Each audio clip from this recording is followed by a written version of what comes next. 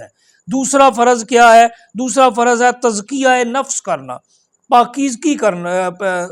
پاکیزگی کبھی یہ تزکیہ نفس کبھی بظاہر مال میں کیا جاتا ہے، اور کبھی دلوں کے اندر جو پوشیدہ مرض ہیں ان کو پاک کر کے دلوں کا تزکیہ کیا جاتا ہے۔ کبھی احکام خداوندی سنا کر تزکیہ کیا جاتا ہے، کبھی اپنا وہ دست، اپنا وہ ہاتھ جسے رب کائنات نے ید اللہ فرمایا، اپنا دست قدرت فرمایا ہے، اس ہاتھ کے رکھنے سے تزکیہ نفس ہو جایا کرتا ہے۔ تو کبھی نگاہ اٹھانے سے نگاہ کے ذریعے تزکیہ کر دیا جاتا ہے، اور کبھی مال میں سے ان کا مال لے کر رب کائنات نے خذ من اموالہم صدقۃ تطہرہم، ان کے مالوں میں سے صدقہ لیا کرے جو ان کے مالوں کو پاک کر دے۔